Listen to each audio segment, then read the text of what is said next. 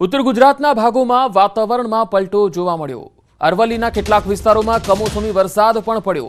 મોડાસા શહેર અને ગ્રામ્ય પંથકમાં માવઠું પડ્યું। તેજ પવન અને વીજળીના કડાકા ભડાકા સાથે માવઠું થવાથી ખેડૂતોને પાક નુકસાનની ભીતિ પણ સેવાઈ રહી છે।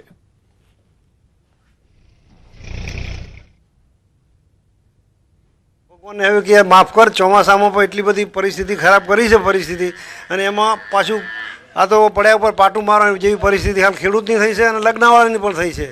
હવે બટાકામાં નુકસાન તો 110% થવાનું। બટાકામાં છેલ્લે જે પોઝિશન હોય, જે 75 દિવસ પછી બટાકા સાચવવાના હોય એને ફૂગ ના આવે એવી પરિસ્થિતિ ઊભી। જિલ્લામાં વરસાદ ચાલુ જ છે, અત્યારે વરસાદ પડે છે અને ખેડૂતોને નુકસાન બહુ જ નુકસાન થાય એવું છે। શિયાળુ પાક ઘઉં, રાયડા, વરિયાળી અત્યારે બહુ નુકસાન થાય એવું છે। હવે કુદરત તો જે કરે એ સાચું, બાકી ખેડૂતોને પડતા ઉપર પાટું આ વરસાદથી નુકસાન થવાનું જ છે।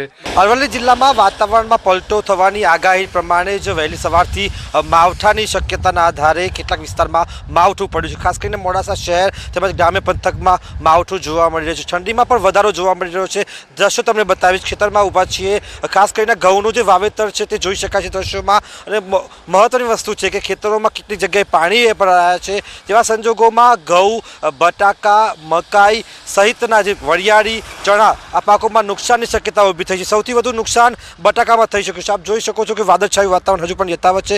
કેટલાક સ્થળે હજુ પણ માવઠાની શક્યતા છે, કારણ કે રાજસ્થાન તરફથી જે આગાહી કરવામાં આવી છે રાજસ્થાનમાં વધુ માવઠાની શક્યતા છે। જેવા સંજોગોમાં જે ઘઉંનો જે પાક છે તેમાં સોથ વળી જવાની શક્યતા રહેલી છે, ખાસ કરીને જે ભારે પવનો ફૂંકાઈ રહ્યા છે તેના કારણે। કારણ કે ખેડૂત દ્વારા રાત દિવસ એક કરી અને વાવેતર કરવામાં આવે છે। તેવા સંજોગોમાં 1.5 લાખ હેક્ટર જમીન ઉપર હવે ખતરો ઊભો થયો છે, વાવેતર ઉપર ખતરો ઊભો થયો છે। સારા ઉત્પાદનની આશાની જગ્યાએ ખેડૂત માટે હવે ચિંતાના વાદળો જોવા મળી રહ્યા છે। તેવા સંજોગોમાં જોવાનું એ રહેશે કે કેટલું નુકસાન થાય છે, અથવા તો જે વાતાવરણમાં જે પલટો આવ્યો છે તે ક્યારે હવે ઠંડીમાં પરિણમે છે અથવા કેવી સ્થિતિનું નિર્માણ થાય છે।